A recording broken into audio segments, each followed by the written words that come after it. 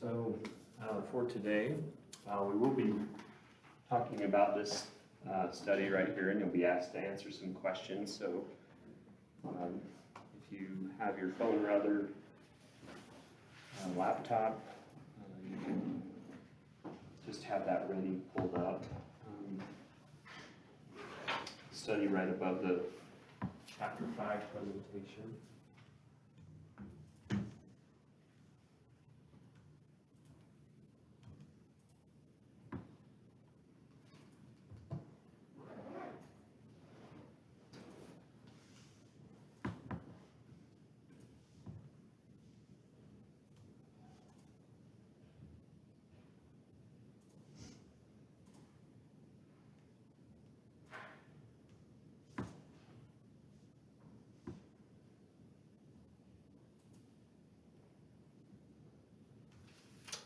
Okay, so let's begin.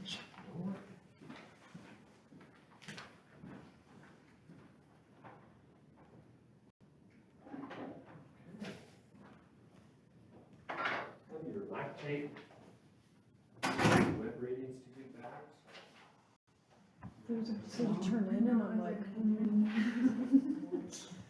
Give them back. it's just like, what is it?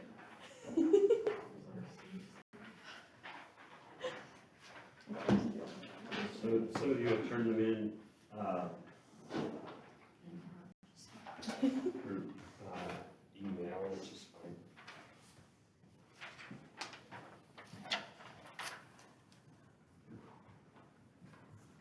All right, so wanted to start off, we went over metabolic calculations on Tuesday, so I wanted to give you another opportunity to practice. We were doing walking practice equations. So today I've pulled up a couple of ones that you're running, which is a little bit different oxygen uptake for that. So I'd like to start with, we'll just do a little group warm up here with, on the back side of this sheet you'll have some other stuff to do today as well. Calculator, I would pull up the chapter 4 PowerPoint.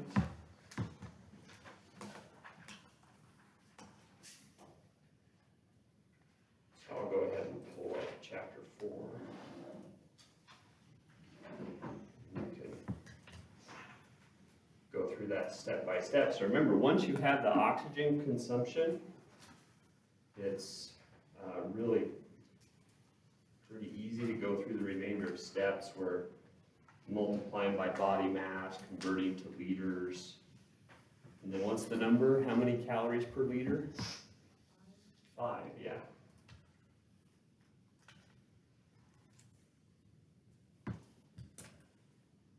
So these practice runs are most similar to probably the one on 30 and slides 30 and 31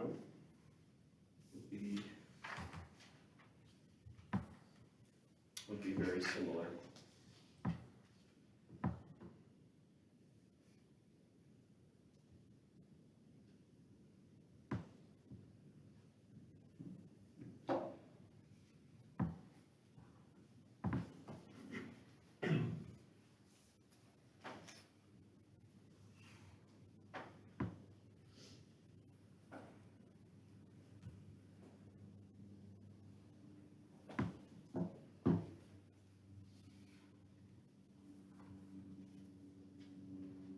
You have an extra calculator if anyone is in need of it.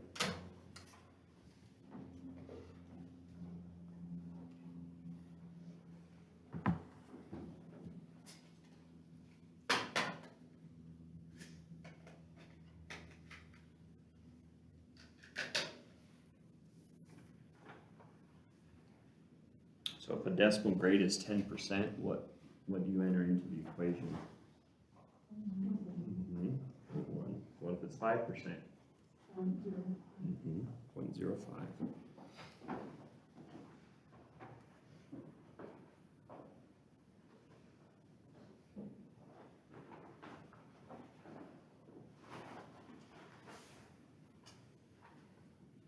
question number 3, you'll want to go back to table 4.4 from the chapter.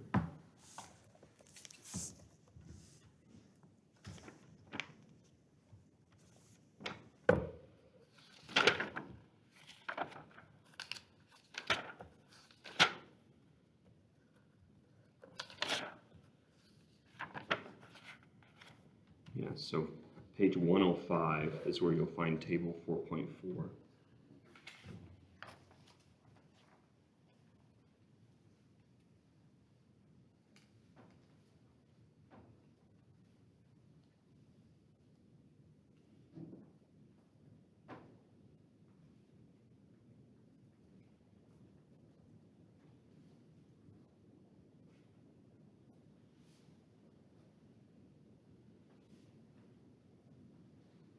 So with the capital, "your" written in capital letters, that means you need to enter your own body mass in that equation.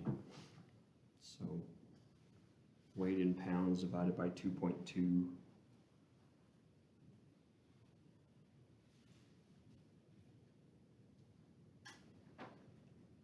So knowing all this information, you'll be able to plan ahead of time. If you wanted to burn 500 calories, and you have a treadmill, you're going to know exactly what you need to do ahead of time to do that.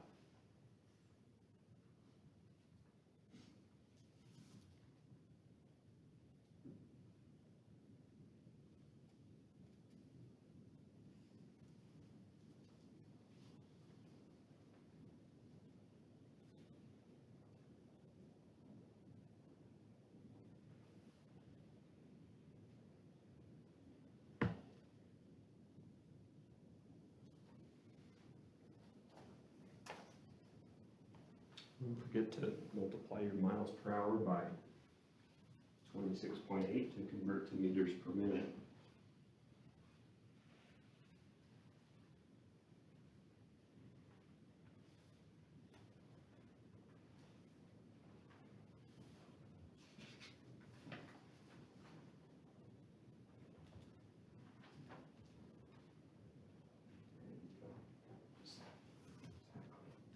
Same steps.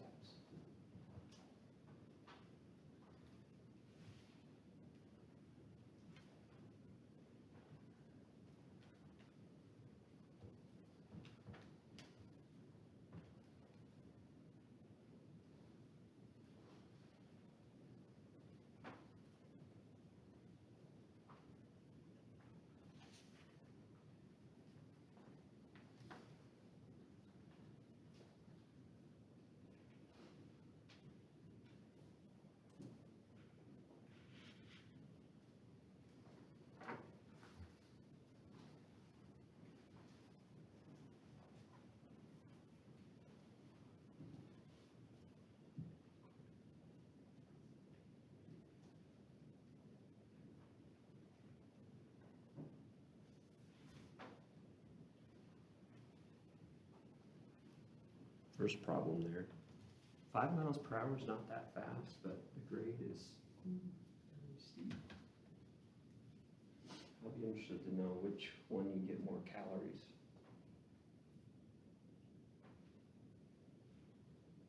Question 2, a little faster, but less grade.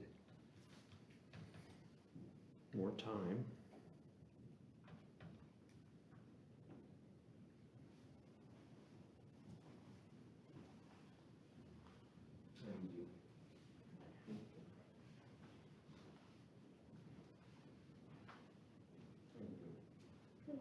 Makes sense. Okay. Which way did you burn more calories? Okay. So it looks like maybe number 2 is going to give you a little more. Okay.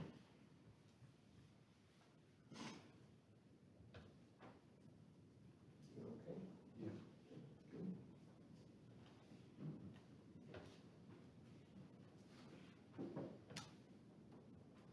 What page did you say that or what slide? 105.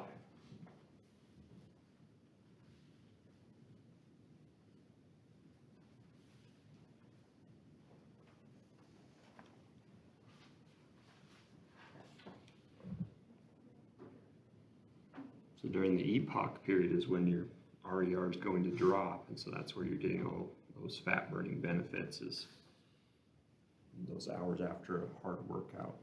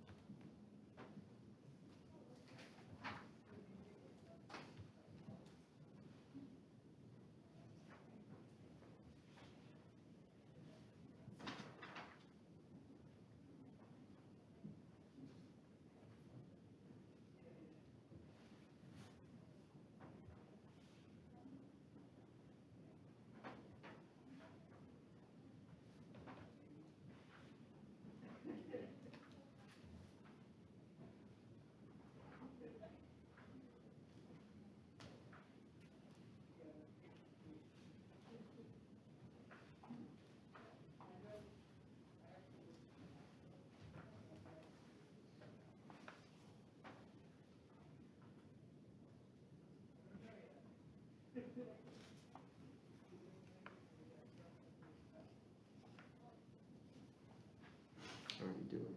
Good. Yeah, that's right. Perfect.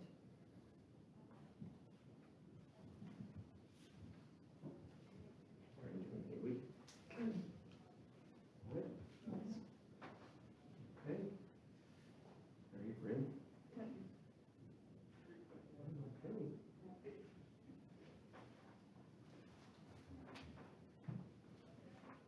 So you should be getting a few more calories for second approach there. I'm not sure if it's the greater speed or more time, probably a combination of both, maybe the time, extra 10 minutes.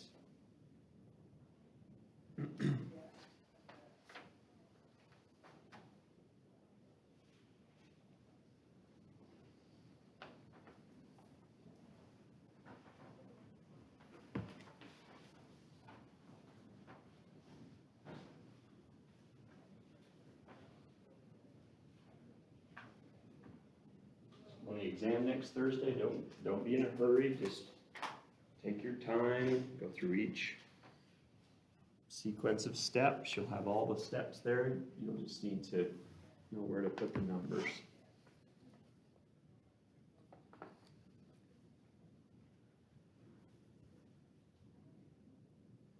Give you a couple more minutes to finish up and then we'll back together.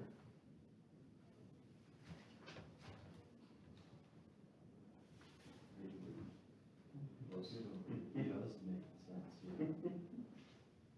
Just lots of steps, but it's the same steps every time.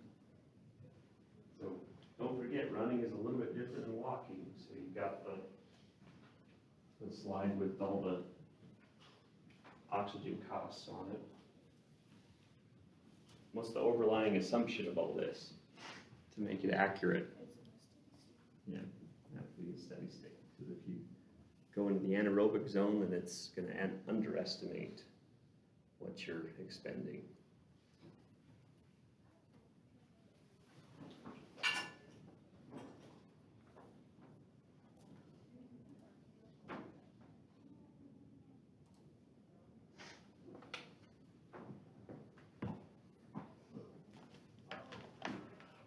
Okay, so if you're looking at table 4.4 in your textbook, respiratory exchange ratio, how do we calculate it? If I asked you that, what's the ratio? Something produced over something consumed. Yes, so CO2 produced over oxygen consumed, so that's where the RER comes from. So there's different amounts of CO2 produced and oxygen consumed for fats versus carbohydrates, and so we're able to determine the percentage of each one based on the RER. So 35.4% carbohydrates, 64.6% fat, according to this table here. So that would be in the hours following. What is the baseline? So with just a normal baseline RER without, if you're not in the epoch period, what would be your baseline RER? 0.85 is generally what it is. So we could say that at rest, we're roughly half and half carbohydrates and fat to support your body. So, do you have any questions on what we talked about here? So, be ready next Thursday. You'll bring your calculator. There'll be all of this stuff on the exam. So, let me know if there's any clarification that you need. For today, my goal is to cover as much of Chapter 5 as we can. Tuesday will be a big review day. So, participation points. There'll be a handout similar to what you got for Chapter 3. I need you to bring your textbook or have access to a textbook. Electronic is great. And so we'll do that Tuesday, and then Thursday we have an exam. What's next week for lab? Midterm. Yeah, midterm. So that's open note. So the lab exam's open note, open computer. So you'll be working independently on that exam for the lab. So, okay, so Chapter 5, Metabolic Principles and Adaptations. So we've talked a lot about aerobic metabolism, anaerobic metabolism, the duration of maintainable exertion and how that affects the contributions of each. So at what point do we have roughly equal contribution of aerobic and anaerobic from this slide? Yeah, so a little over a minute, so a minute and 15 seconds, we'd have equal contribution of both. So the point is, even if you're an elite 400-meter runner, which they can, 44, 45 seconds would be an elite time for the 400 meters, you're still getting some contribution from the aerobic system with that event. And then with increasing duration, we have decreased contribution from the anaerobic systems, so phosphagen, glycolytic, increased contribution from the oxidative system. So at about 2 minutes,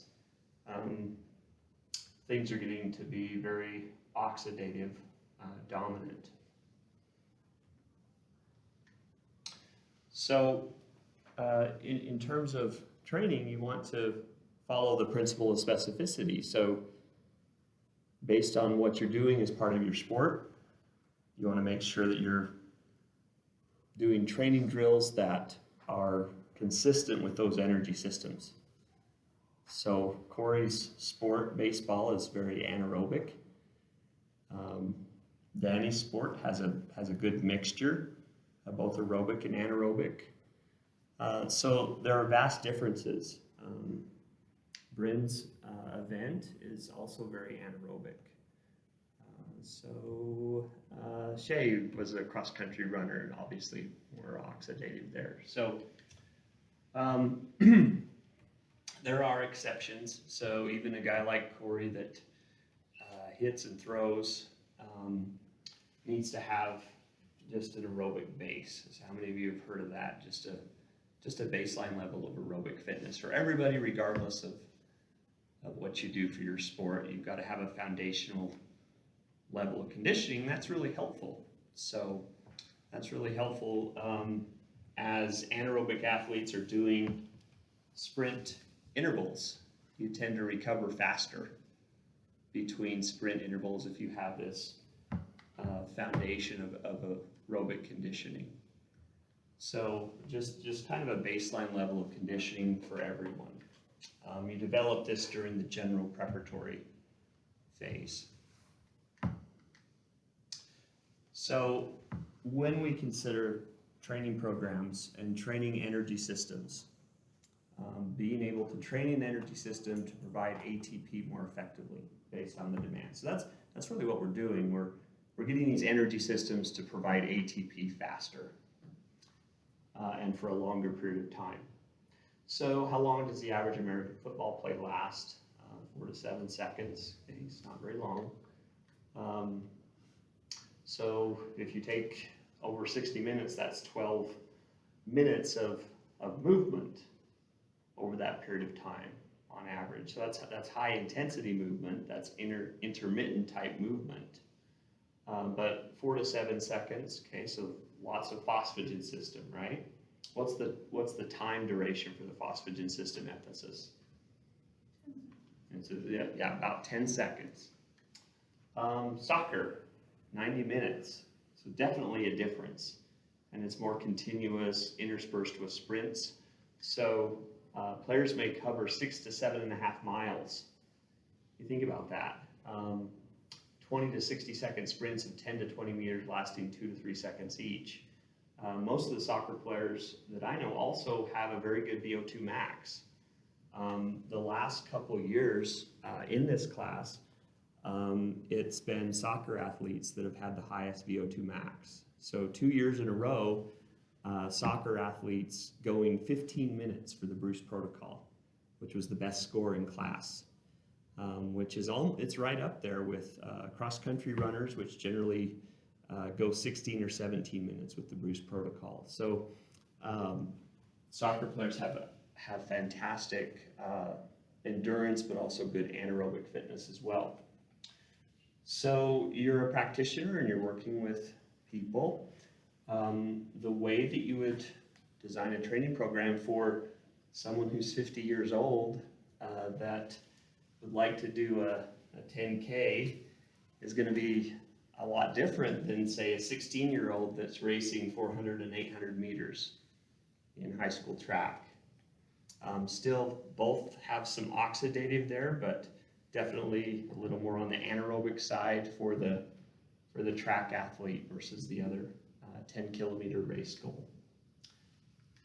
So there's differences in the energy systems. So with 400 meters and 800 meters, approximately 60 to 75% is anaerobic, whereas 25 to 40% is aerobic. So in terms of intervals, it's important to manipulate the work part and the recovery part. So to train these energy systems, the phosphagen, the glycolytic, the oxidative system, we have to have the proper work and rest ratios. So there's a lot of different types of training methods that are discussed in the book, continuous versus interval training methods. Long, slow distance, very important for endurance athletes. So we're talking about relatively low intensity, conversational pace, steady state, long duration, lots of miles. So this is like, reminds me of summer running for cross-country athletes, just building up your miles. Cross-country athletes also do various types of interval training. So fartlek type training, the history of this comes from the Swedish word meaning speed play. So it's random intervals. So it's not anything structured, it's continuous, and then at random points you're increasing the intensity for a certain distance. So if you're out on a training run, you could say, okay, let's sprint to that telephone pole and then we'll jog for a little while and then do it again. So it's just kind of a spontaneous type of interval training is what I've learned about it. Have you kind of learned similar? Yeah, we did it for soccer conditioning. Okay, and what was your experience, or how did you structure it? Our coach structured it where we would jog for 2 minutes, run for 1 minute, sprint for 30 seconds, and then just repeat. Yeah. So it was kind of more structured. Yeah, so it's like interval training, it's just a type of interval training. So getting back to the work and recovery, so to do this for a specific sport, you want to know what the selected work interval is going to be. So usually a distance, sometimes could be an amount of time that you're working at a certain intensity. You have to have a target time for that distance. And then you need to have a predetermined recovery period before the next work interval. So in terms of work-rest ratios, for oxidative system, you're talking about a 1-to-1 work-rest ratio. So you're covering a specified distance in a certain period of time, and then you have an equivalent amount of recovery. Sometimes even 1 to 1/2 for the oxidative system. So less recovery means a more dominance on the oxidative system for continuous ATP production. For the phosphagen system, talking about maximal intensity, it's usually going to be like a 1-to-3 work-rest ratio. So you sprint, and then you take 3 times the time necessary to do a short sprint. So it's a 1-to-3 work-rest ratio. The glycolytic system is more like 1-to-2 work-rest ratio. So can you see as you go from the phosphagen to the glycolytic to the oxidative, the recovery interval gets shorter. So with a phosphagen, it's 1-to-3, glycolytic 1-to-2, oxidative 1-to-1, or even 1-to-1/2 of the time for the work interval. So the target time, so when we say here the target time for a distance is based on, if it's a track athlete, you're going to look at what their PR is for, or past performance for a given distance, to structure the target time depending on the energy system that you're targeting. So for the phosphagen system, a work time less than 30 seconds. For the glycolytic system, a work time between 30 seconds and 2 minutes. For the oxidative system, a work time over 2 minutes. So you're covering a certain distance within that time interval to place emphasis on these energy systems. A couple of different ways that you can structure the rest period. So the rest period can be a little more passive. Rest relief, as you can see here, light aerobic activity, flexibility exercises. Work relief is a different type, so that can be moderate aerobic activity. So the difference is just in the intensity. So this one is not as active, a little more passive, maybe with some flexibility or some type of foam rolling type activity. Work relief is a little more active, so you're moving a little bit more during the recovery period. So the total distance for an interval workout should rarely exceed 2 to 5 miles total. So you think interval workout, you're doing a work, you're doing a recovery, the total distance should rarely exceed about 2 to 5 miles. And your frequency is going to be 1 to 3 days per week for that. So that also depends a lot on the phase of training that you're in.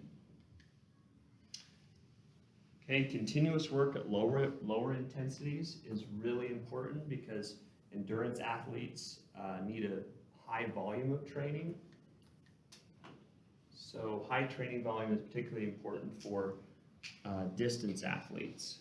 So had someone tell me about Robert Peterson, who holds a few of the distance records here at MSUB, and his breakout season was just after he had gone through a summer where he was covering 100 miles a week was his training volume, 100 miles a week, and all of a sudden he hits that training volume, and the next year in cross country and track was just kind of his breakout year, where all of a sudden he's running these incredible times. And so he holds several of the distance records here. So this continuous work at lower intensity is very important to just become that oxidative type of metabolism in our cells. Okay, so here's an example table. So this is where I want you to turn over your practice worksheet. We're going to do some simple calculations here. So as you can see in this table, you have the three different energy systems. So the ATP, PC, or PCR system, that's the phosphagen, right? The lactate system, which is glycolytic, and then the O2, that's the oxidative system. So this would be for a high school athlete with a best time of 5 minutes and 16 seconds for the 1500 meters. What was the average time for each 400 meters? So I want you to figure that out first. So how many seconds are in a minute? 60. So 5 minutes times 60 seconds is 300 seconds plus 16 so that's 316 seconds. Okay, so divide 316 by what number to get the time for each 100 segment? Because it's 1500 meters, so how many 100s are in 1500? 15, right? So 316 seconds. Okay, so in 5 minutes, 16 seconds, that's 316 seconds divided by 15 will give you the time for each 100 meters. So you do that, what'd you come up with for each 100 meters is 21 seconds. So what was the average time for each 400 meters? So 21 times 4. Okay, so in 84 seconds, what are we talking, like a minute and 24 seconds. So let's go through that again. So a total of 316 seconds, and we divide it by 15 because that gives us the time for each 100 meters. Came up with 21 seconds. 21 seconds times 4 because we want to know the average time for each 400 meters, so that's 84 seconds, so that's a minute and 24 seconds for each 400 meters. So does that make sense?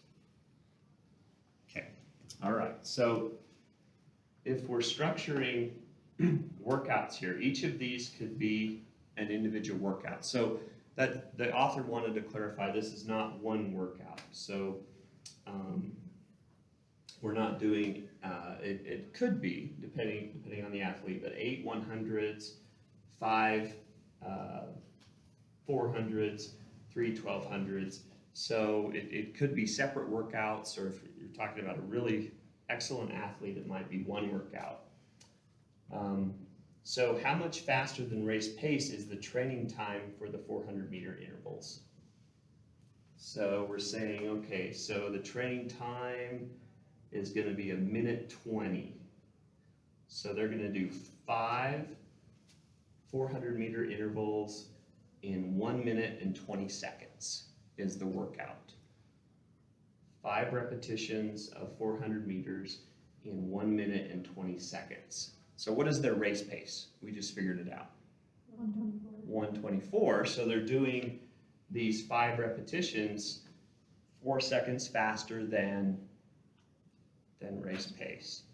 So does everybody see how that makes sense? So their race pace is a minute 24, and the prescription calls for 5 repetitions of 400 meters in a minute 20. So how much recovery? Because that they have to do the recovery in the middle. So with a 1-to-2 work-rest ratio, okay, so they're resting double the time that they're working. So their rest time is going to be 2 minutes and 40 seconds. So does that make sense? So a minute 20 for each 400, then taking double that time between repetitions. Okay, so next question. How much slower than race pace is the training time for the 1200 meter intervals. So maybe in the same workout or a different workout, we're saying, okay, today we're gonna go out and we're gonna do 3 1200 meter intervals in 4 minutes and 24 seconds with a recovery time between of one half the work time. So oxidative metabolism, you're gonna go 1 to 1 or 1 to a half. So 4 minutes and 24 seconds, half of that would be 2 minutes and 12 seconds. So that'd be your recovery time between the first and second, and between the second and third. So the question is asking how much slower than race pace. So 4 minutes and 24 seconds is slower than race pace. We got to figure out how much. How much slower than race pace is the training time for the 1200 meter intervals? So I want you to figure that out. So again, 316 seconds divided by 15 would give you the time for each 100 meters, which we figured out is 21. 21 seconds times 12 will give you the total time in seconds for the 1200 meters. So what's 21 times 12? How much is it? 252. Okay, so 252 seconds. Everybody see how we got there with that? So 316 seconds divided by 15 to get the time for each 100 meters. And in 1200 meters, how many 100 meters are there? There's 12. So 21 times 12 gives you the seconds for each 1200, for the 1200 meters. So you said 252, okay? So to figure this out, we could say, okay, 252 divided by 60, because there's 60 seconds in a minute. So 252 divided by 60 is 4.2. So 4 minutes, and then how much is 20% of a minute? How many seconds are in 0.2 or 20% of a minute? In other words, 60 seconds times 0.2 is what? Is 12 seconds.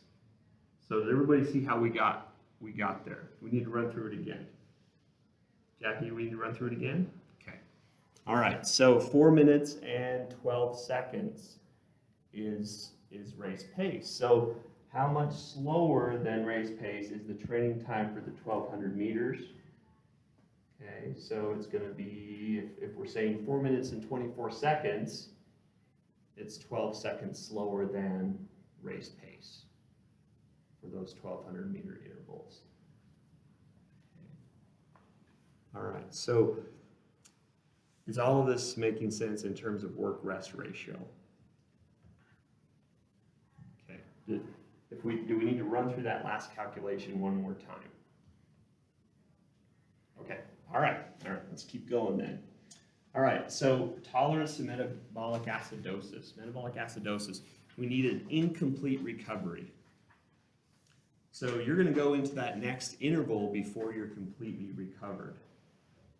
So the phosphagen system recovers very quickly. Phosphagen system, within 30 seconds, the phosphagen system is about 90% recovered.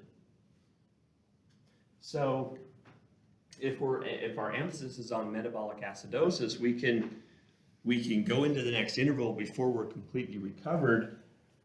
The phosphagen system is going to be carrying us through the first few seconds, but then we're going to start to emphasize the glycolytic system again. So if we're doing 400 meter intervals, that's emphasis on the glycolytic system, okay?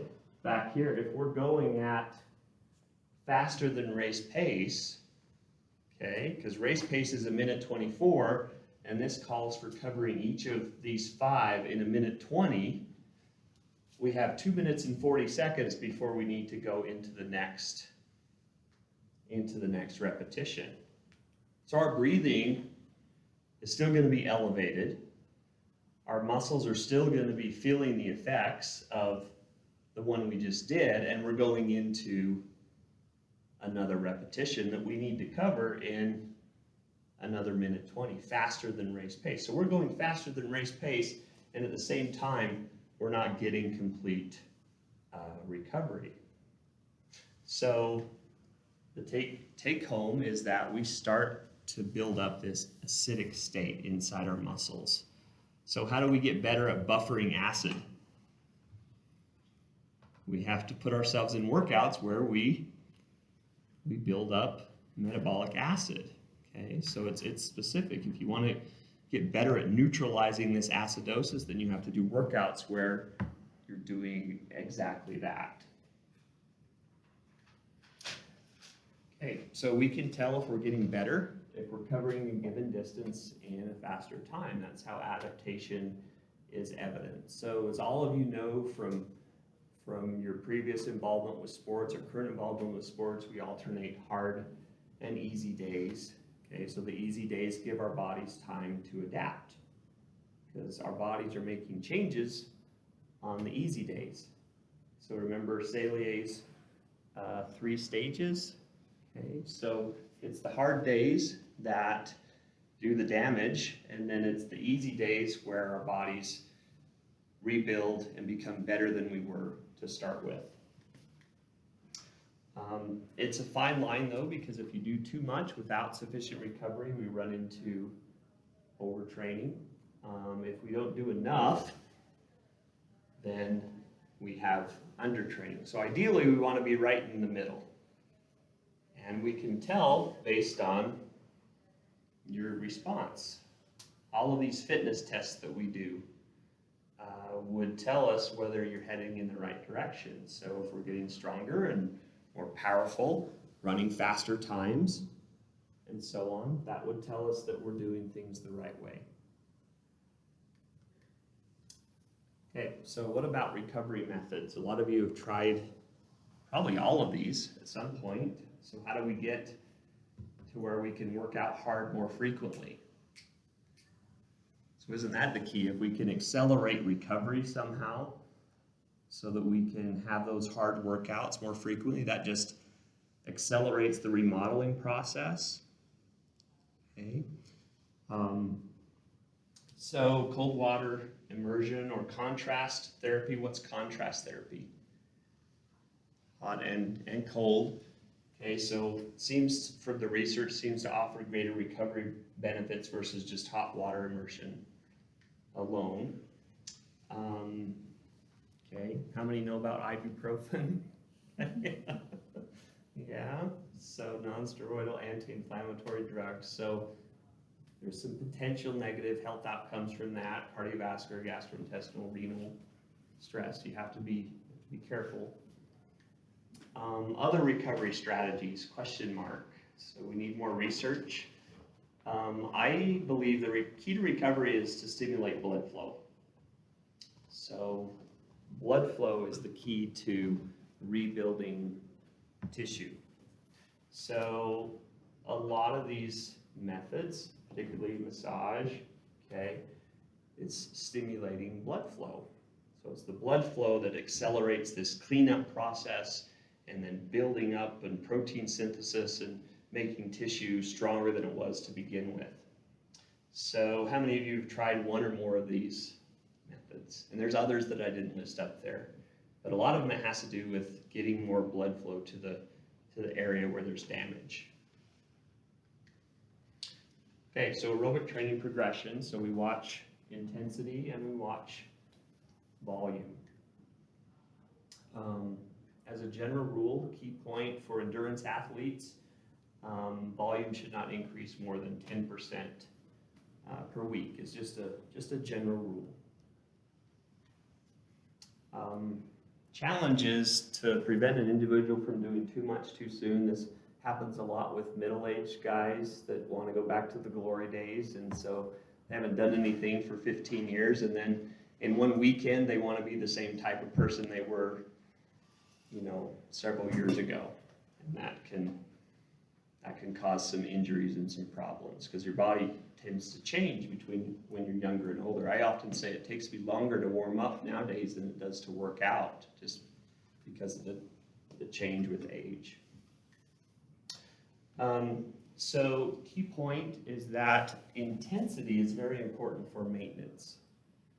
So intensity is more important for volume. So as we get into more competitive type phases of the year, volume has to drop because now we're focused on a lot of other things, strategy and sport-specific type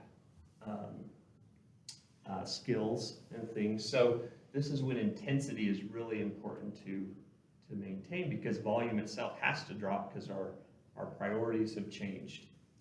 So even in terms of aerobic training, 1 day per week can be sufficient for short periods of time if intensity is maintained. So intensity is the key to maintenance. Another important fact is that sprint performance regresses less quickly versus endurance performance. So what does that mean? Which one do you lose quicker? Okay, so you're going to lose your endurance quicker than you are your sprint performance. So the flip side of that is we're able to improve endurance a lot more than sprint performance. So we improve endurance a lot, but we lose it quickly if we stop. Whereas with sprint performance, we don't see as big of an improvement, but we also don't lose it as quickly, is the other way of looking at that. So why is tapering an art?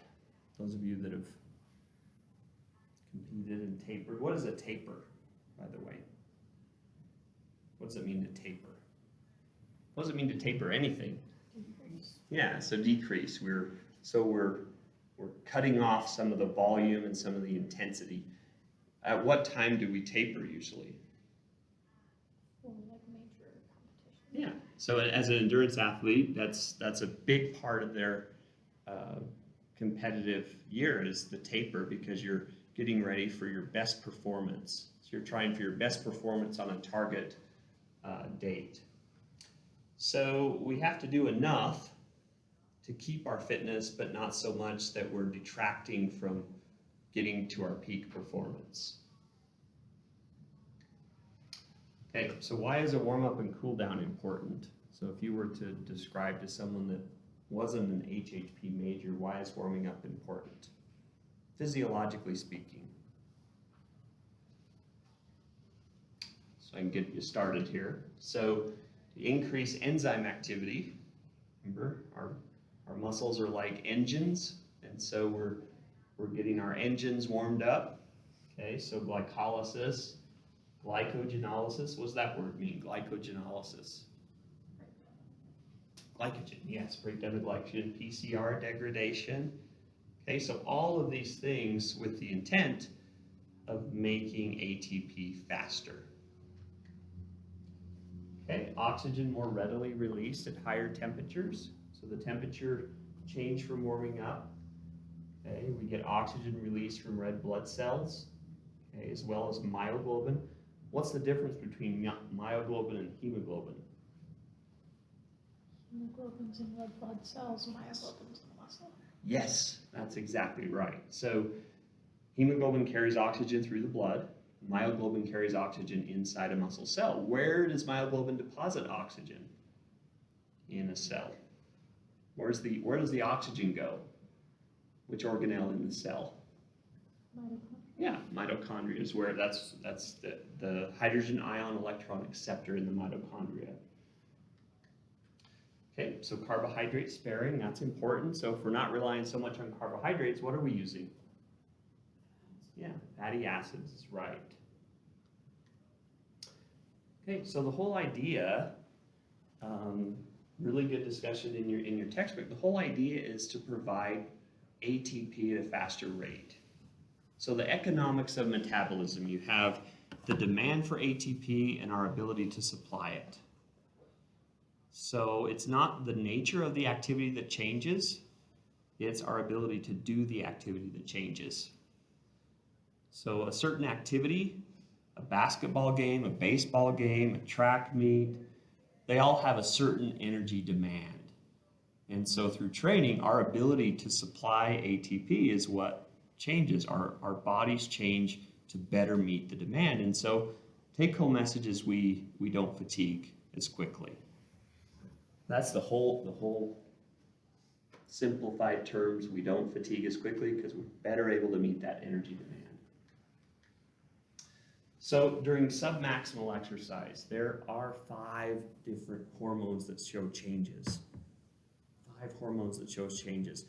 All of those hormones have one thing in common. They all want to keep glucose in the bloodstream. So why is that? Because active muscles like to do what? They like to grab it from the blood, bring it in to produce ATP. So our bodies and muscles and brain in particular really like glucose. So these are the 5 hormones. Okay, epinephrine and norepinephrine. Okay, glucagon. Okay, growth hormone and cortisol. So those 5. So we have less elevation in these hormones over time with training. And what that does is we're able to have more reliance on fatty acids to produce ATP. So isn't it great that as we develop greater levels of conditioning, that our body's ability to utilize fatty acids is greater? So even anaerobic athletes, if they can develop that aerobic base of conditioning, they turn their bodies into these fat-burning machines that we're able to spare carbohydrates. We're able to keep our glycogen stores elevated for competition, and then training, we're using a lot of fatty acids. Okay, so let's talk about each of these nutrients. For carbohydrates. Okay, carbohydrates. So the first thing is GLUT4 transporters. So what do GLUT4 transporters do? What is their job? So they take glucose from the bloodstream and bring it into the muscle cell. So we get an increased number and concentration of GLUT4 transporters. So that's how we get glucose into the cell. So muscles have more of them, especially in these slow oxidative fibers. So that would be a great benefit to an endurance athlete because you can get glucose into the cell much more easily. Okay, increased muscle and liver glycogen stores. Okay, so we're storing more carbohydrate in muscles and liver. Okay, so muscle and liver glycogen, we're able to hang on to it for a longer time, so there's greater reliance on fatty acids.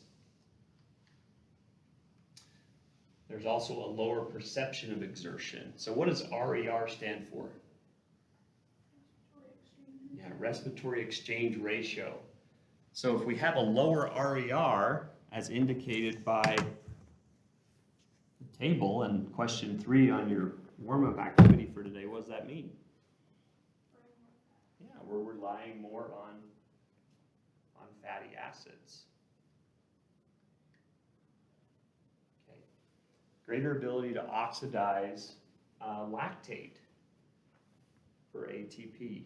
So the heart, liver, other muscle cells, okay, we're able to take lactate and convert it to glucose. So what do we call that cycle? Taking lactate, converting it to glucose. So he's sitting right on the back row there. Corey's cycle is right. Hope you don't mind, Corey, if I use your name for So that. what are these 5 things listed for? Carbohydrate. So carbohydrate in particular. What about? So we're able to use glucose more, either spare glucose or we're able to store glucose as glycogen more effectively. So our muscle and liver glycogen, which is carbohydrate, so we're able to store more of it and we don't deplete as quickly. So because we're not depleting our liver and muscle glycogen stores, we have a greater reliance on fatty acids. Just we are able to hang on to it longer. So someone who is relying more on glucose is someone's relying more on glucose, less on fatty acids. They're going to deplete their glycogen stores much faster. So you have greater amount of glycogen stores, which means that you're relying more on fatty acids for your fuel. Yeah. So you have a greater ability to oxidize lactate, so convert lactate to glucose, as well as use lactate directly for ATP production. Okay, so fat. So lipase. What's a lipase, do you think? Anything with ASE is what? An enzyme. So that's a fat-burning enzyme. So if we're relying less on carbohydrate and more on fat, that means we have an upregulation of these fat-burning enzymes, right? So fat-burning enzymes increase, and that allows us to spare carbohydrate. So increased fat storage next to the mitochondria. So we have some fat stores inside muscle cells. So why would it be advantageous to have fat stored right next to the mitochondria? Yeah, easy access, because what's that process where we break down fatty acids in the mitochondria? What do we call that? What's the name for that?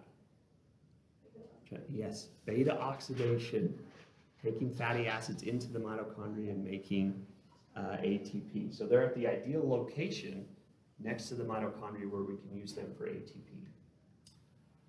Increased capacity to utilize fat. So muscles are able to take fatty acids up from the bloodstream a lot easier, which again spares glucose, because glucose is in limited supply, so we want to use fatty acids as much as we can.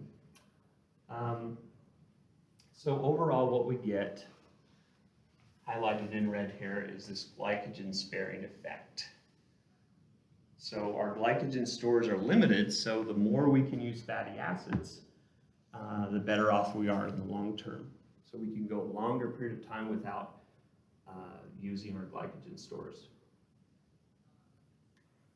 Okay, so protein, that's our last nutrient. So protein, which amino acids do we use? Remember from our discussion in chapter 3? Remember? Branch chain amino acids. Do you remember what those are? There's 3 of them. Yep, leucine, isoleucine, valine. Very good. So those 3, and then the common one involved with transamination, remember alanine. So we're producing alanine, and alanine can be converted to pyruvate. It can be converted to glucose, so gluconeogenesis. So the branch chain amino acids, those 3, leucine, isoleucine, valine, as well as alanine, we can use for ATP production. So we don't do this very often if our carbohydrate stores are empty. So if our glycogen stores are empty, so you're a marathon runner, 2 hours into a race, you run out of carbohydrates, you're going to emphasize use of fatty acids, but you're also going to start to utilize amino acids. So where do those amino acids come from, do you think? Because we don't store protein in the body, so we have to break down muscle tissue, and that provides these amino acids. So that's not a good thing, because losing muscle is never a good thing. So that's why it's so important that we're able to have increased amount of glycogen stores before we run out during these long duration events. Okay. All right, so at this point, what I'd like you to do is go in and open this study from D2L. So this is a study that looked at high intensity interval exercise versus moderate intensity continuous training and how it affects cardiometabolic risk factors. And so this is a study not so much for sports performance, but just for general health. So you go in, and there's some questions. You can answer these questions right on the back of your practice worksheet from today.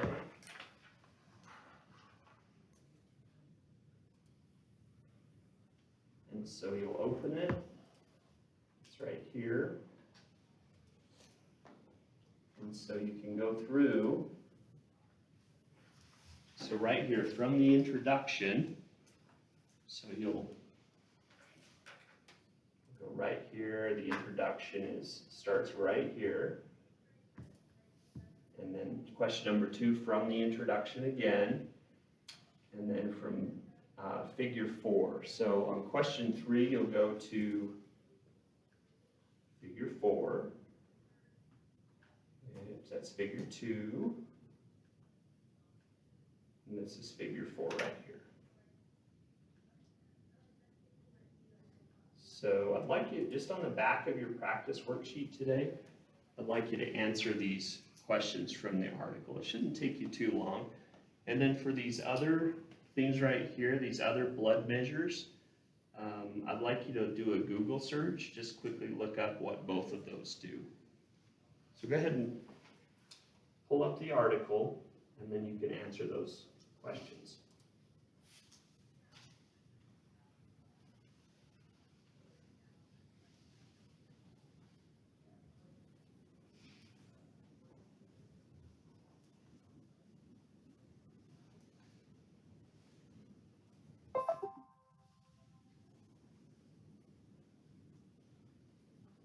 But you knew that there were current physical activity guidelines.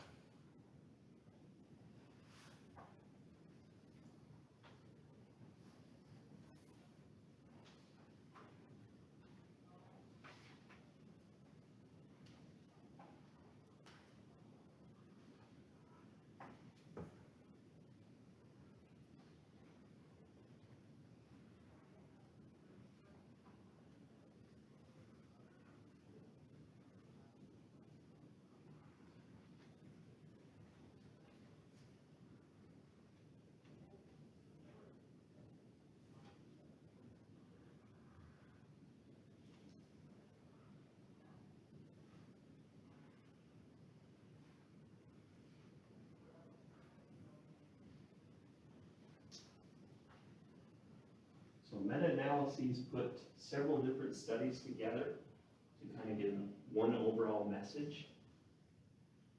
They're kind of nice because they give you a good comparison of 2 different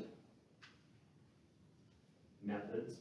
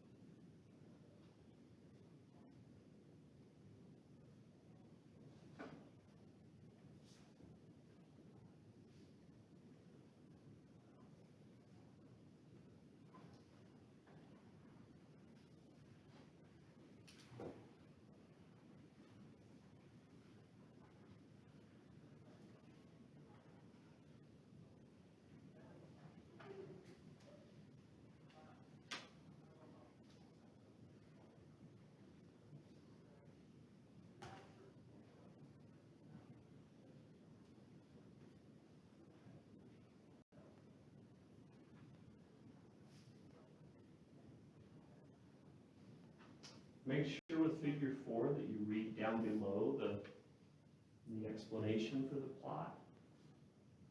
So I'm going to read the note at the bottom of figure 4, and it gives you instruction on how to read it.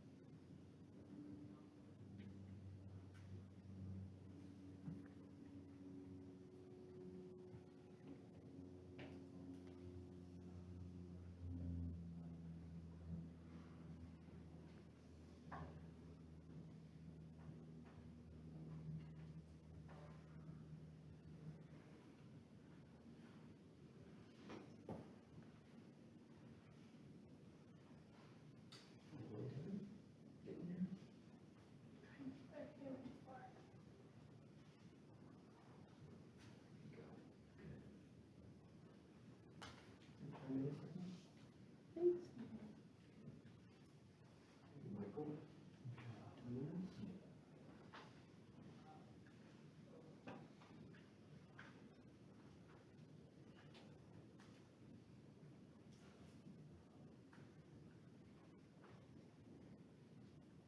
Are you recording?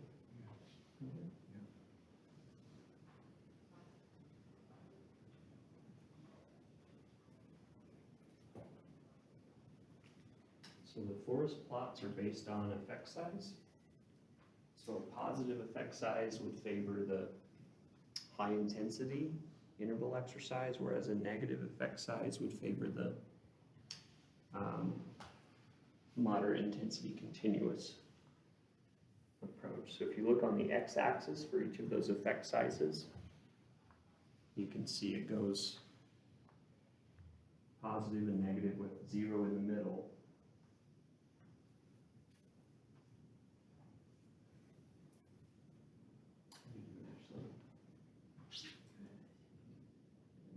See how it's got 0 in the middle, and then it's positive, and the other side of the line would be moderate intensity.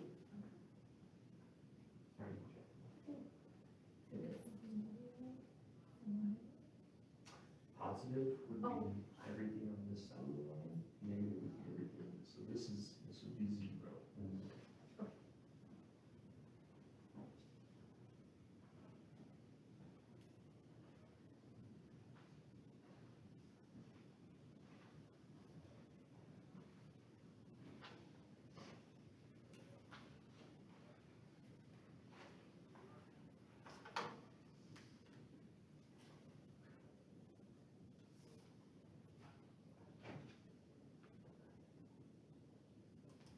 Just go out here quickly to show you.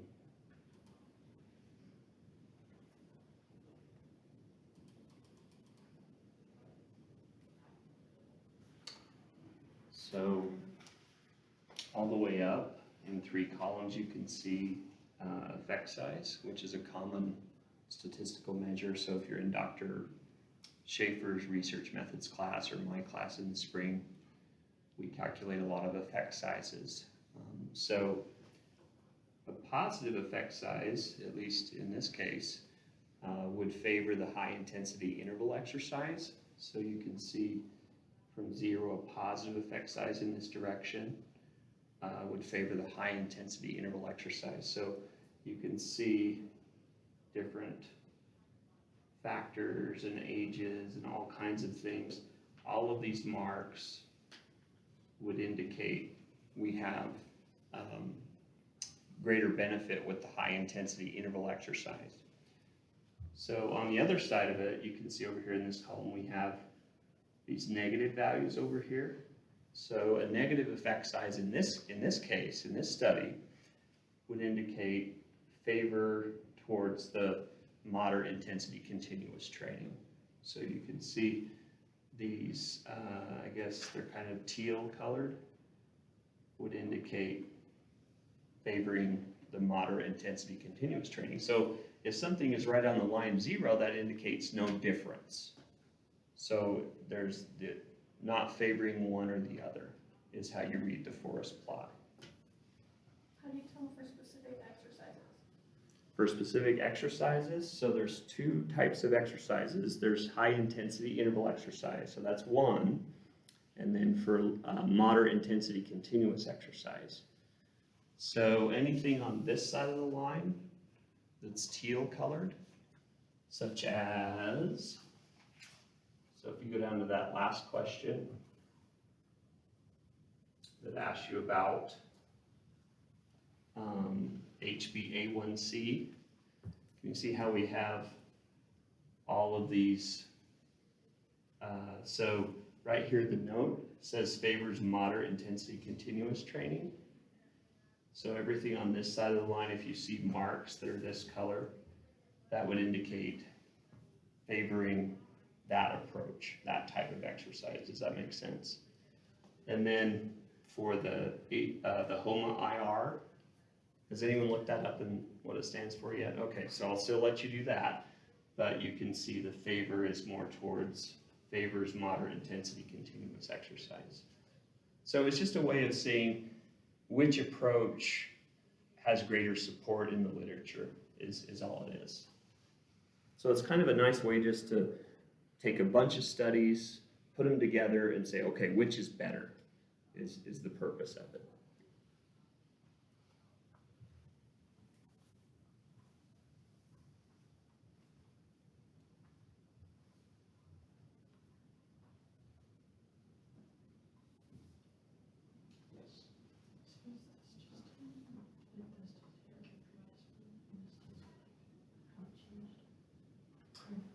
You got it. So this would be hemoglobin that's bound to glucose.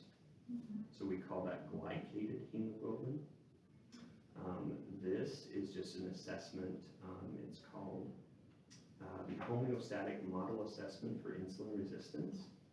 And so it's a calculation where you take your fasting glucose times your fasting insulin, I think. And the higher that number is, that means you're using more insulin than you should to maintain glucose levels. So greater amounts of glycated hemoglobin and a higher number for this value means less health. So that would be associated with poor health if you have. Yes, yeah, is the point.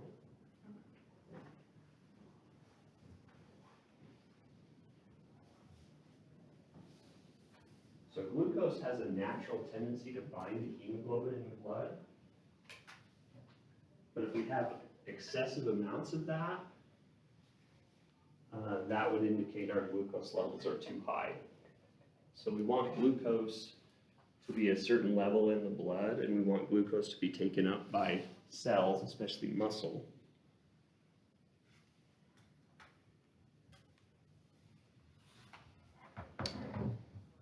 So how many of you in doing a Google search, the HbA1c, you got should be something related to glucose bound to hemoglobin, glycated hemoglobin, so on. So a higher value for that would be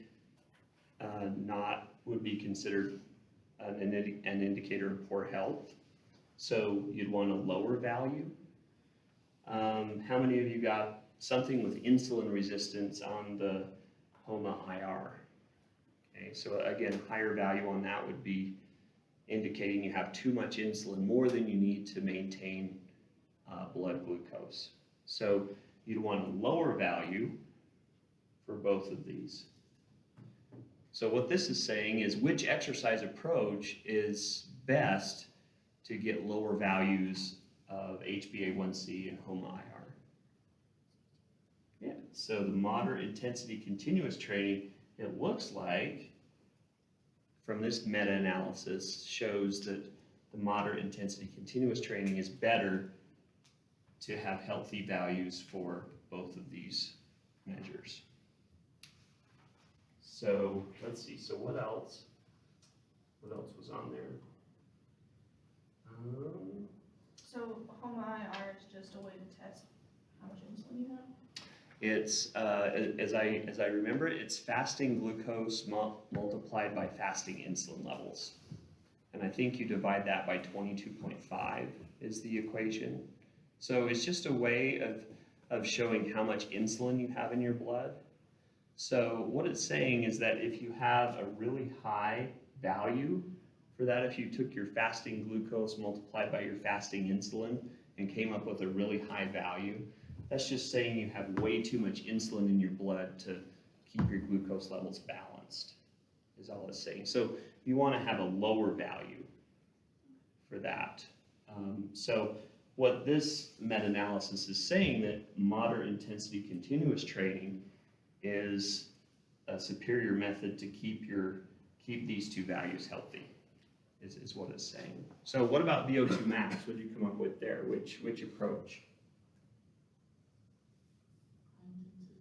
Yeah, so if you go up here, right up here in the VO2 max column, so you can see the values are favoring all different factors that go under VO2 max, favoring high intensity interval exercise. Okay. What about blood pressure? Over here, blood pressure, diastolic blood pressure. For systolic blood pressure, kind of seems kind of balanced. You have kind of favoring both sides depending on what parameter you're looking at for systolic blood pressure. Diastolic blood pressure definitely kind of leaning towards the high intensity interval exercise. What'd you get for total cholesterol? Yeah, so you can see. So aren't forest plots great? Because you can kind of say, okay, if you have a question, which is better, moderate intensity continuous or high intensity interval?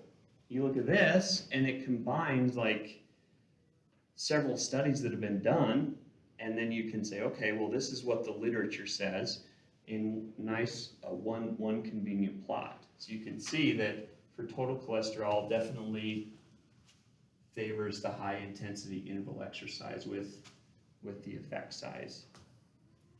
So let's see, were there any others? So VO2 max, systolic blood pressure, C-reactive protein is another one that C-reactive protein indicates inflammation in the body, which is associated with atherosclerosis. What's atherosclerosis? That's plaque buildup in your arteries.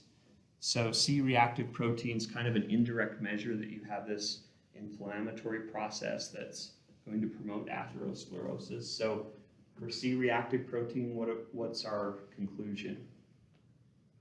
Really simple. So yeah, so favors moderate intensity continuous exercise. So how many of you have heard of meta-analysis as a method of research? Yeah, they're great because you can get an objective measure taking several studies into account. How much can you really tell from just one study? So you can't tell a lot, but if you put several studies together, that's where you really get a good take-home message from that. So do you have any questions about how this works? Or okay, what'd you get for physical activity guidelines? So I read that and I was like, I better get busy. So 150 minutes, was it? Or you can, if you're impatient and you like to get over quick, what can you do? 75 minutes of vigorous or 150 minutes of of moderate. What was there any other part to that? Most days of the week or something? Oh, per week. Yeah, per week. So total amount per week according to the Center for Disease Control. So what were the other?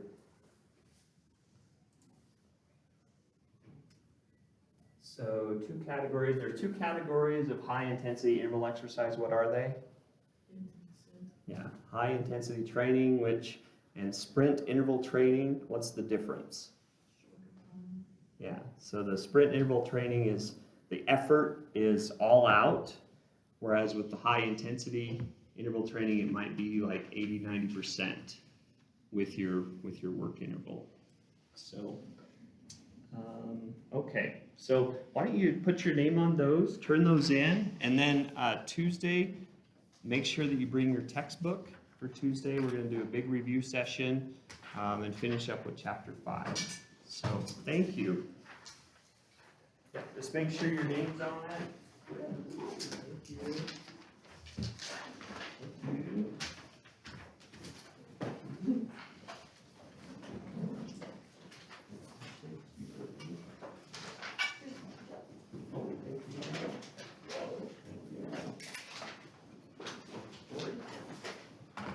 Thank you.